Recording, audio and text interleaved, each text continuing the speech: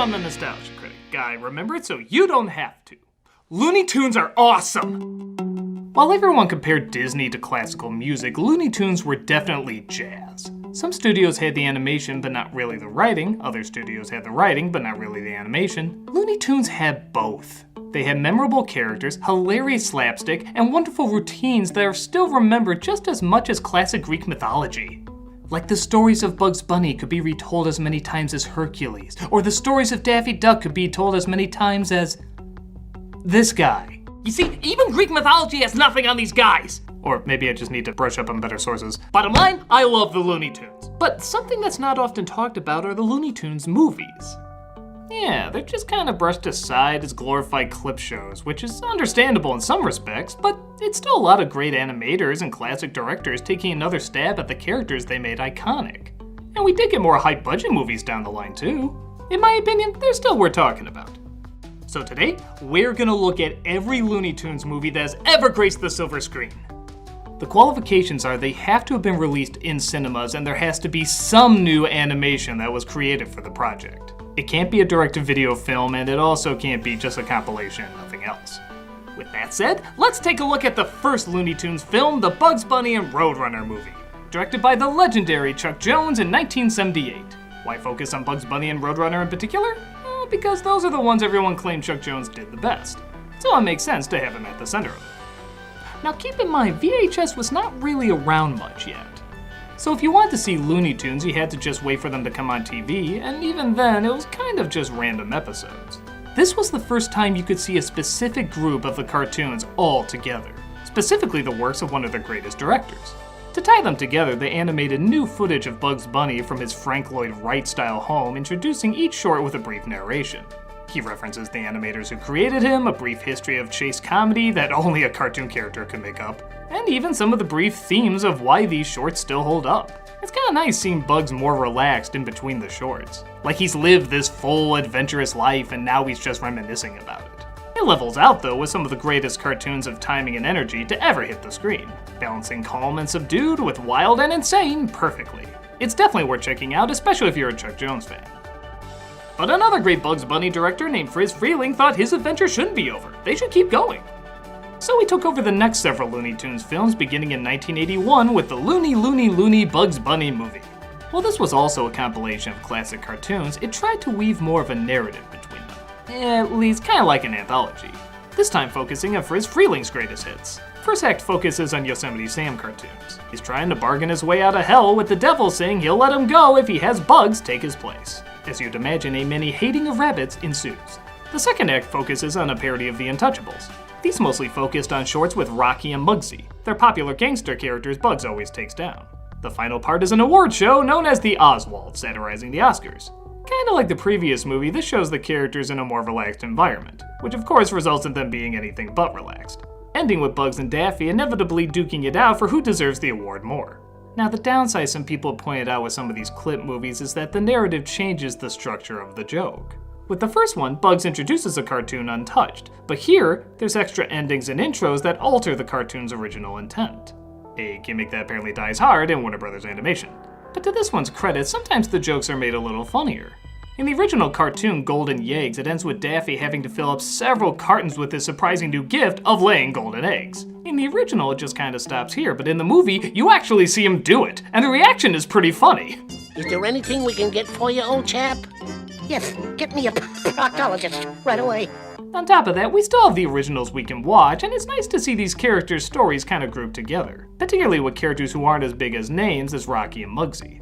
The film did so well that they quickly rushed out another one the very next year with 1001 Rabbit Tales. This is the first one to have only one narrative throughout the entire film, but given that they still have to squeeze in the shorts, it's pretty disjointed as you'd expect. Bugs and Daffy are now book salesmen who are trying to compete for who can sell the most.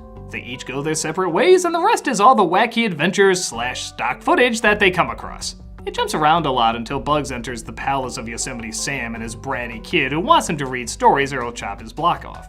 While still creative in many ways, it does break a few unspoken rules. First off, it cuts off some of the classic punchlines. Like in One Froggy Evening, the entire ending is scrapped with just him abandoning the green nuisance, leaving arguably the funniest part of the cartoon, as well as kind of the point of its existence, out.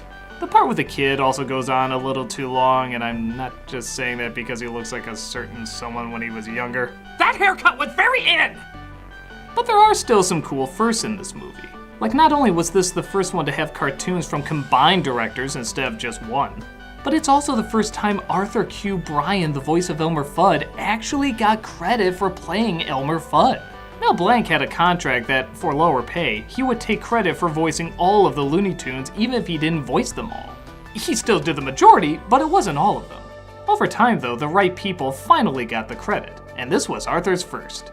The cartoons themselves are good, but not usually seen as the classic ones, so in my mind, it's more a fun little distraction than a compilation of their best work. But as fun little distraction goes, it does its job fine.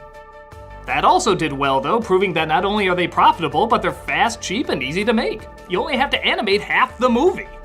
So the next year came Daffy Duck's Fantastic Island. This was obviously done at the height of popularity of the TV show Fantasy Island, which nowadays for many people would make about as much sense as doing a film on, yeah. But luckily you can still follow it even if you've never seen the original show. Daffy and Speedy Gonzales are trapped on an island but come across a wishing well that can make their wishes come true. So they use one of their wishes to turn the well into a tourist trap to make tons of money. The majority of the film is just watching different characters come in, make a wish, and then show an already existing short showing us how the wish went. It's probably the most rushed out of all of them, not only in the animation and the story, but half the time it doesn't even make sense. Like Granny will wish to be a nurse, so she's suddenly in a hospital in the city, but then she's back on the island again like the cartoon just happened. It doesn't add up. The only thing that's both new and funny is that they have this opportunity to get off the island by simply making a wish, but they become so consumed with greed that everything goes wrong and they end up exactly back where they started. It's a clever idea with enough funny shorts that it might be worth a glance, but it's nothing really worth rushing out to see. And I guess a lot of people thought the same because it would take 5 years to get the final clip movie out, Daffy Duck's Quackbusters. Yep, not inspired by any other films here at all. This was the first one not to be directed by any of the classic animators, but it was also the first one to show some newer shorts that were running on TV. Ones that didn't get quite as much playing time as some of the other cartoons. The premise is Daffy has inherited a bunch of money, but the ghost of the person who gave it to him haunts Daffy until he agrees to use the money for some good. Finding out that ghosts can exist, he sets up a team calling themselves Paranormalists at Large, hoping this'll calm the angry spirit before he makes all his money disappear. The connecting point of these cartoons is certainly the more dark and spooky paranormal ones, which again, is nice to see in a collection in such a creative way. There are a lot of downsides to it though. First of all, this was the late 80s, and compilation films just weren't making sense anymore. Especially with everyone having access to a ton of Looney Tunes shorts on video. Some of them even organized by director and theme. Second, this was Mel Blanc's final appearance as the Looney Tunes before his death, and it really shows. They all sound like they lived their lives inhaling a Marlboro factory. They could no longer sync the old material with the new material. Just tell me if you can spot simply by the voice where the new footage stops and the old footage begins. Oh, and one more thing. Anyone that works with me should never get me riled. Why not? Because I'm a split personality. Ah! Who took Daffy away? Out of all of them though, this is probably the strangest of them. Which, in an odd way, I kinda gotta admire. It's still imaginative and pretty out there, and anyone that liked watching the more Halloween-related episodes now have them in a nice collection with a few additional laughs thrown in. If you can get through the obvious syncing problems and have a soft spot for these kind of clip movies, I say it's worth a glance. And thus, it'd be a whopping 11 years before we ever got any new films from the Looney Tunes. The good news is they gave us phenomenal animation without any of the old clips being used. The bad news is it's Space Jam. Yeah, if you watch one of my earliest reviews, you'll know I'm not exactly the biggest fan of this one. It was based on a series of Nike commercials starring Michael Jordan and Bugs Bunny. Seeing how they were such a big hit, they decided to give them a movie that pretty much had the plot of Nike's commercial. Aliens want a new attraction for their theme park, so they try to kidnap the Looney Tunes. But they challenge the aliens to a game of basketball because why not? And they call upon the help of Michael Jordan to help them out. Okay, my review goes into more detail about why this film doesn't work and why you know it doesn't work too. But looking back years later, does anything stand out as particularly salvageable? Well, I will give it this. It is such a product of the times that it's actually kind of fascinating. This is when literally a commercial could be a movie, not unlike the Ernest films. It's when hand-drawn animation and live action were amazingly blended, not unlike Roger Rabbit.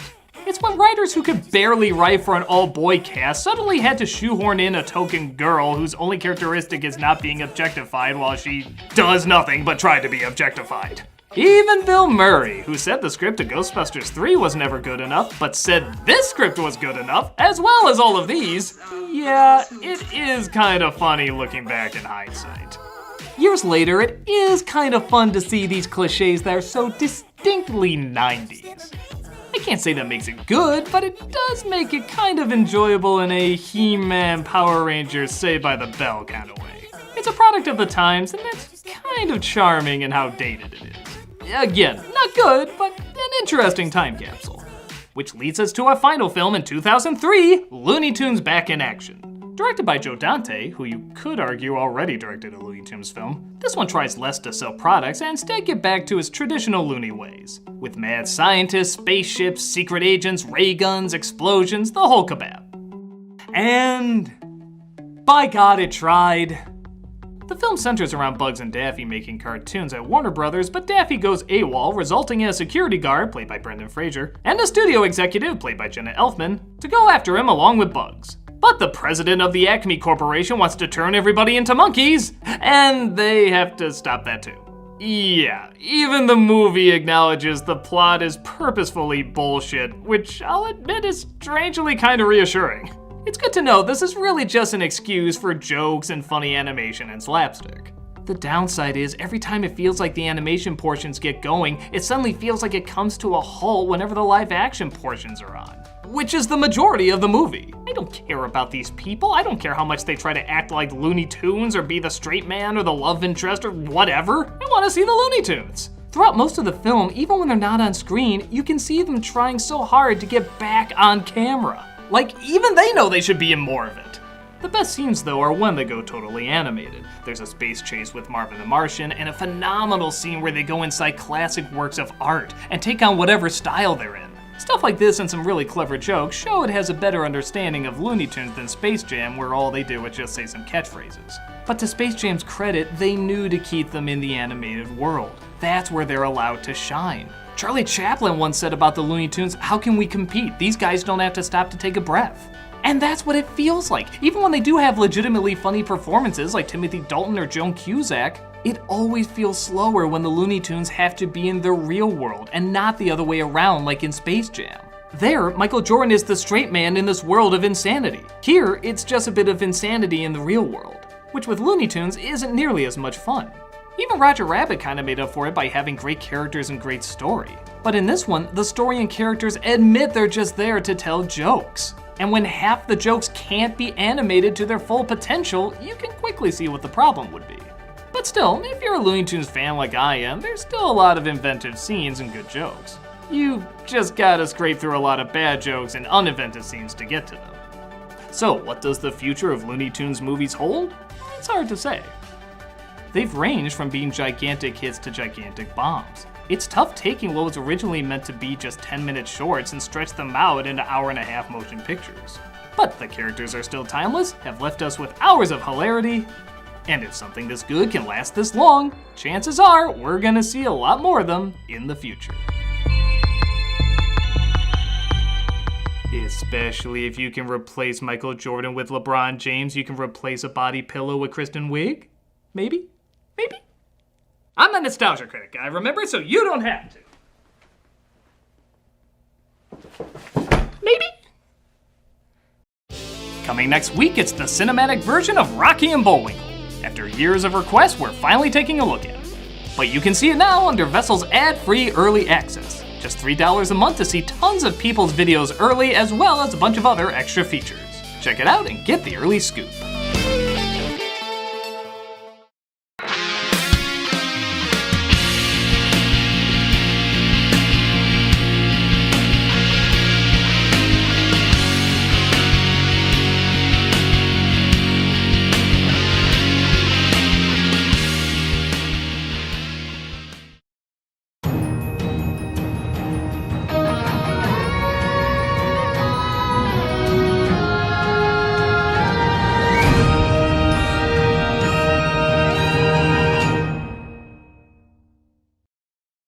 Hey, Doug Walker here doing the charity shout out. This week we are doing the Children's Health Fund. The Children's Health Fund delivers high-quality health care to America's most disadvantaged children. This organization envisions a future where all children in America get the care they need to be healthy and ready to reach their potential in learning, as well as their full potential in just life. In manifesting that vision, Children's Health Fund develops innovative and comprehensive models, reduces health barriers to learning, addresses the needs of vulnerable children in times of public health crisis, and advocates for the health and well-being of kids everywhere. If you look at their website and their YouTube channel, not only will you see all the celebrities that are trying their best to raise awareness of it, but you'll also hear story after story of all the wonderful people that work so hard and dedicate so much to these kids. These are determined, strong, phenomenal folks who deserve as much support as possible. So please click on the link below and see how you can help these people achieve their goal.